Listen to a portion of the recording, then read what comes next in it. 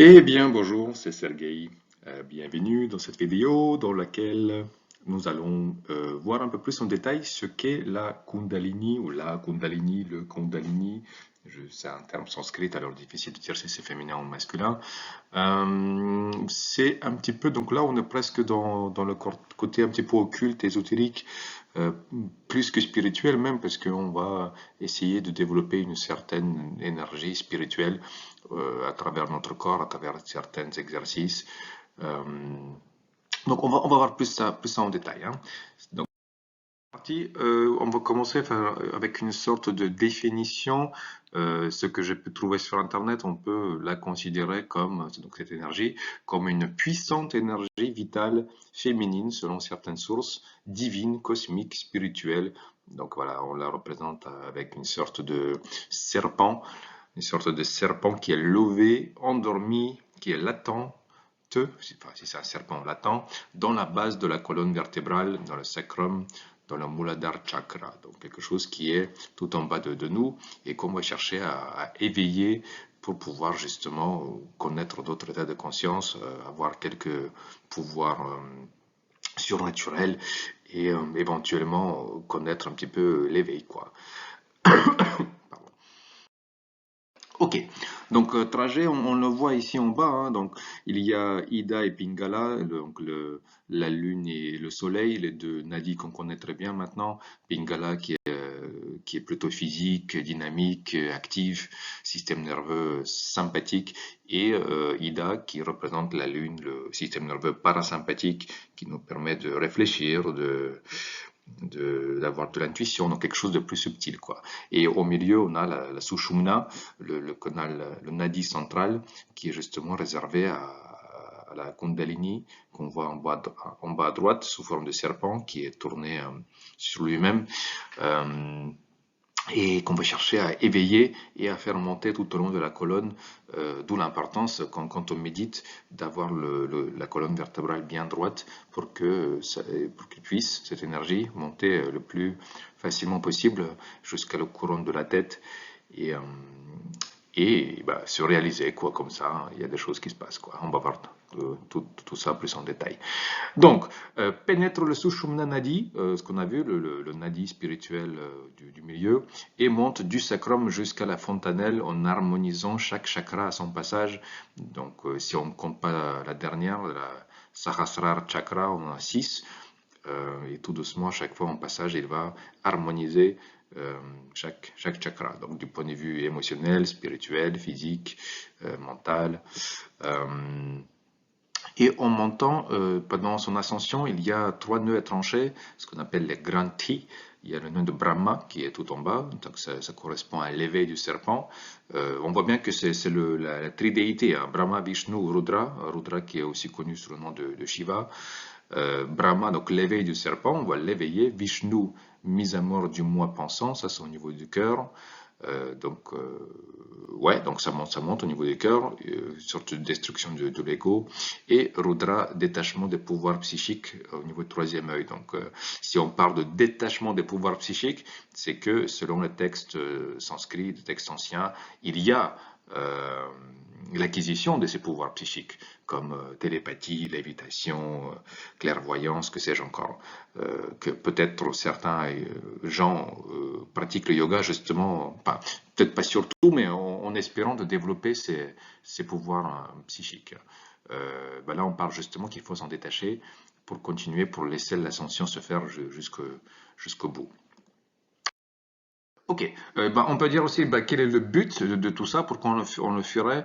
Bah, tout simplement pour comprendre qu'on n'est pas tout simplement ce corps illusoire, le corps-esprit, on est bien plus que ça, on comprend un petit peu l'essence même, qui va, donc cette réalisation, elle va nous permettre de se délivrer de la souffrance, une sorte de libération, comme si on était un hamster fatigué à tourner toujours dans la même roue. Bah, on sort de cette roue, on sort du cycle de réincarnation. Donc c'est ce qu'on appelle le moksha, la libération, la délivrance spirituelle. Affranchissement de toute condition limitative. Ben voilà, donc c'est un petit peu ça, quoi. C'est c'est comprendre et dépasser nos limites et comprendre que, en tant qu'âme, en tant qu'essence pure, on est bien plus que ce que l'on pense être, ce que la société, les parents, les amis nous disent. Donc c'est vraiment briser tout notre système de croyances qu'on s'est fait tout au long de nos années, quoi. Voilà, et donc justement, c'est le passage de l'individuel à l'universel. C'est cette idée justement quand on brise le petit moi-je, ma, mes, mon, on brise tout ça et on se rend compte que qu'on est tous faits de la même chose et que c'est pour ça qu'on dit namasté, hein, la divinité en moi, salut la divinité en toi. C'est pour dire que on est tous des petits nœuds de la même corde. C'est un peu l'image que j'aime donner. C'est pour dire que le nœud, il a une existence purement physique, purement formelle. Sans la forme, c'est que la corde en elle-même qui existe, pas le nœud en lui-même. Ok. Les moyens, on dirait comment y accéder. Donc, on peut soit pratiquer le bhakti yoga, l'amour, la dévotion pour Dieu, et à travers ça, laisser ce courant d'amour monter et se réaliser qu'on est un avec Dieu. Peut-être Bhakti Yoga, on pourrait la mettre presque dans le domaine des religions, des gens qui pratiquent, que ce soit l'islam, le judaïsme ou le christianisme ou d'autres religions. Si on est très très dévoué, peut-être que à travers le Dieu, on pourra, à travers la religion, on pourra accéder à cet état-là, à cette réalisation. La transmission par des sages qui ont atteint la perfection, ce qu'on appelle le Shaktipat. Donc ça, c'est justement le cas, on va dire, un petit peu traditionnel. Quand on voit des gens qui sont allés en Inde ou qui ont eu un gourou, ils mettent bien en exergue l'importance d'avoir un gourou. Et ce gourou, si c'est un vrai gourou, son contact, sa grâce, son contact physique, peut-être qu'il va mettre la main sur la tête, ou peut-être que ça va être un regard, peut-être que ça va être un objet qu'il va donner. Les intentions qu'il y met peut avoir une influence justement sur notre évolution spirituelle. Donc, mais dans ce cas-là, effectivement, il faut avoir d'une part la bonne personne et d'autre part que cette personne veuille bien nous transmettre cette révélation. Et encore une chose, c'est qu'il faut que notre corps et esprit soient prêts à accueillir cette information. Ok, sinon on est dans le Jnana Yoga, donc yoga de la connaissance, la puissance de la volonté d'analyse du philosophe. Donc là je pense qu'on est plutôt dans le questionnement du soi. Donc là on peut effectivement mettre dans cette catégorie tous les gourous un peu modernes, hein, que ce soit Mooji, Robert Spira, Eckhart Tolle, Alan Watts. Maharshi, Ramana Maharshi, si je me souviens. Donc, c'est vraiment se questionner, qui suis-je, qui pense, qui est-ce qui est celui qui sent, qui est-ce qui est celui qui est conscient des choses. Voilà. À vous de trouver celle qui vous correspond le mieux. Si vous avez plutôt fait elle, si vous avez plutôt dans la psychologie, la philosophie, peut-être que c'est plus Jnan. Si vous êtes plutôt émotionnel, peut-être ça va être plus Bhakti. Et si vous avez plutôt le mode en mode physique, expérientiel, prenez un sac à dos, allez dans le Népal ou dans les Himalayas et puis essayez de trouver un gourou qui pourrait vous aider. Et enfin, dernier lieu, enfin dernier, il y a plusieurs moyens, hein, ce que je peux trouver, c'est tout simplement, et de toute évidence aussi, hein, c'est Kundalini Yoga, yoga qui inclut principalement certaines asanas, très, très basiques, hein, on ne va pas mettre les pieds derrière la tête, c'est un peu d'asana, beaucoup de pranayama, donc des exercices de respiration, des méditations, beaucoup de chants, de mantras, des mudras. Voilà, il y a toute une filière dans le yoga qui se consacre principalement à l'éveil de Kundalini, qu'on appelle Kundalini Yoga justement. Et vous pouvez les reconnaître très facilement parce que souvent les gens qui pratiquent, les adeptes de ce style de yoga, souvent ils s'habillent en blanc et ils ont un turban autour de la tête. Voilà. Signe de progrès, comment est-ce qu'on peut savoir s'il y a quelque chose qui avance? Si sans aucune raison valable, on a des sons dans la tête, si on a de la lumière alors qu'on a les yeux fermés, des fois ça peut arriver. Moi je pense que c'est justement des connexions neuronales qui se fassent dans l'aube occipital, donc enfin, je ne sais pas si c'est ça, mais c'est là où il y a l'air qui est responsable de la vision. Donc soit des sons qu'on est les seuls à entendre, la lumière, soit ça peut être des chaleurs ou des sensations de froid inhabituelles, que ce soit aux extrémités. Euh, voilà. Ou alors, ça peut être des sensations sans stimuli. Donc, au-delà même de la chaleur ou du froid, peut-être que ça a une sensation de légère pression ou comme si quelqu'un mettait ses mains chaudes sur nos épaules, sur notre cœur, ou peut-être des vibrations, comme si quelqu'un nous chatouillait, alors qu'il n'y a pas de stimuli bien défini, quoi. Voilà. Ou même, ça peut être plus visible que ça, plus explicite, des mouvements spontanés du corps, peut-être des petits sursauts ou des petits, voilà, qu'on appelle ça, convulsions, des petites convulsions du corps, un bras qui d'un coup se contracte. Voilà, donc tout ça, ça peut être des signes de progrès, encore une fois, à bien les identifier pour qu'il n'y ait pas eu de stimuli extérieurs. Peut-être que ça peut être aussi autre chose, hein. Peut-être que tout simplement dans une chambre qui est froide, où on a juste une spasme, où on a écouté de la musique et puis on continue un petit peu à jouer la musique dans la tête. Voilà, donc vraiment mettre ça dans le contexte, mais effectivement, si vous rencontrez ces signes, bah, c'est que vous êtes sans doute sur le bon chemin.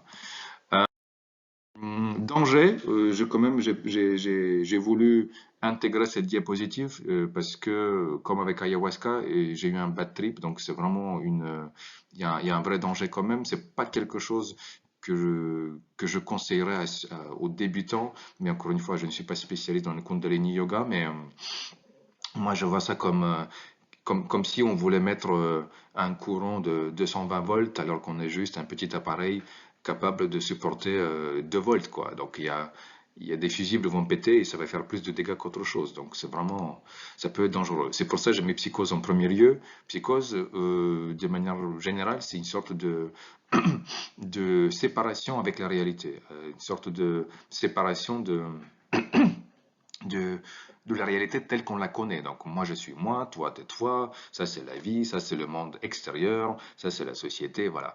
Et quand on éprouve des choses et qu'on est presque 100% convaincu, persuadé qu'on a vécu des choses au-delà, bah, il peut être très très difficile de revenir un petit peu, de remettre tout dans la boîte de Pandore en se disant que bah oui c'est sympa, mais moi je vais quand même revenir dans mon corps.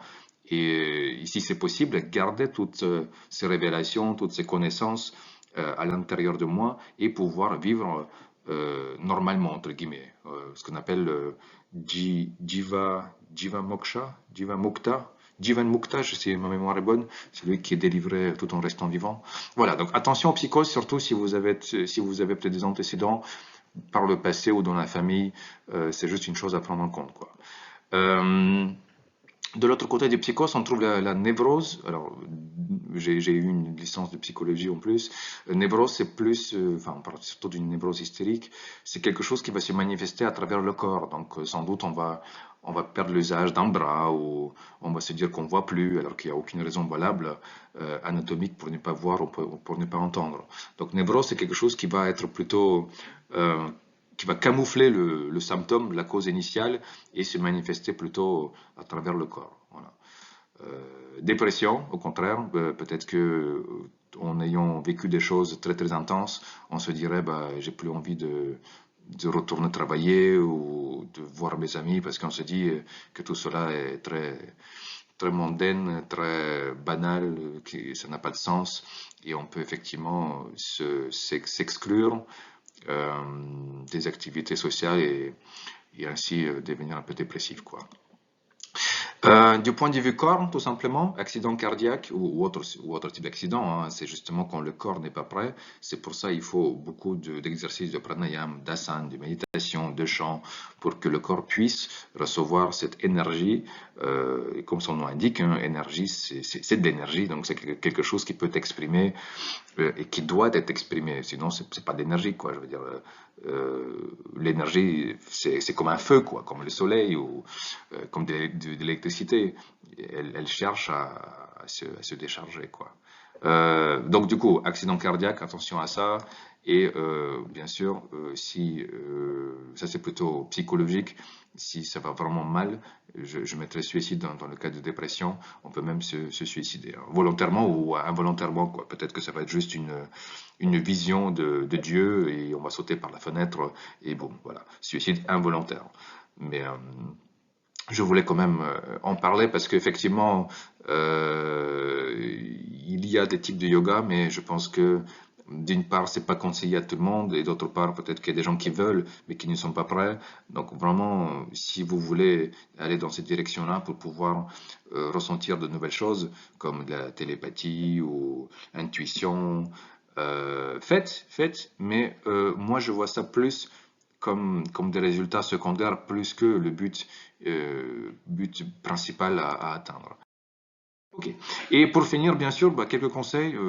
Encore une fois, je n'ai pas grande expérience, mais juste avec ayahuasca que j'ai pris, je sais que une psychose, c'est vraiment cauchemardesque, donc évitez si vous ne vous sentez pas prêt. Donc tout simplement, cherchez la modération. euh, Si vous faites un exercice de respiration et vous avez du mal à respirer, bah, arrêtez-vous, c'est pas la course contre la montre. Moi, je crois en réincarnation, donc tout simplement, tous vos efforts seront transférés à une autre existence et rien ne sera perdu, quoi. Donc, cherchez la modération, que ce soit dans les asanas, dans les méditations, c'est pas la peine de se punir en restant assis pendant 3 heures en immobilité si vous sentez plus vos jambes. Voilà, modération. Régularité, bon, là, il y a pas de secret, hein. Si vous voulez atteindre quelque chose, il faut faire continuellement, de manière régulière, des petits pas en avant, tout en éventuellement augmentant l'intensité des exercices. Mais je ne crois pas qu'en faisant un stage de Kundalini un week-end, ça va éveiller votre énergie. Ça va sans doute vous donner quelques pistes à explorer, mais je pense que c'est comme une graine, hein. J'ai beau la, la, la mettre dans la terre et l'arroser, et ça va prendre du temps pour pousser et donner des fruits, quoi. Donc, tout doucement, tout doucement. Discipline, voilà, j'aurais pu mettre aussi discipline, un petit peu passion, enthousiasme, la foi, la foi, oui, en se disant que je vais le faire parce que je veux le faire et j'y crois à fond et peut-être un jour les résultats seront là. Donc, patience. Patience, patience, patience. Euh, Moi, je fais plutôt du Hatha Yoga, mais effectivement, même dans Hatha Yoga, il y a cette idée de l'éveil, samadhi. Si on regarde justement le Yoga Sutra de Patanjali, c'est le huitième, la huitième pétale. Donc, si vous vivez bien avec la société, si vous prenez soin de votre corps et de votre entourage, si vous faites des exercices physiques, si vous faites des exercices de respiration, si vous méditez, si vous ne réagir, réagissez pas un petit peu de manière instinctive, de manière réflexive à votre environnement, vous allez pouvoir aller plus profondément dans tout ce qui est euh, Advaita Vedanta, donc le védisme non dualiste, et vous approcher un peu plus de la conscience à l'état pur, et, euh, et ainsi sentir plus de choses. En l'occurrence, pour leur donner un nom, ben, on va appeler ça la Kundalini qui va monter, percer les différents nœuds, harmoniser les chakras, et éventuellement, donc Kundalini c'est l'énergie, c'est la Prakriti, si je me souviens bien, et elle va joindre Shiva, qui est la conscience pure. Le rendez-vous se passe justement à la septième chakra, là où le chakra qui ne touche pas vraiment le corps, quoi. Voilà, voilà, voilà. Bah, merci beaucoup, merci beaucoup. Et si vous avez des questions ou des remarques, ou si vous y a des choses que vous avez déjà pu ressentir, mettez-les dans la partie commentaire, histoire de partager un petit peu avec les autres le vécu ou des astuces, ou si vous connaissez des exercices ou des techniques, ou au contraire, si vous avez eu un bad trip suite à ça, on est preneur, on sera tous ravis de vous lire. Voilà, bah, merci beaucoup et à la prochaine. Ciao, bye bye.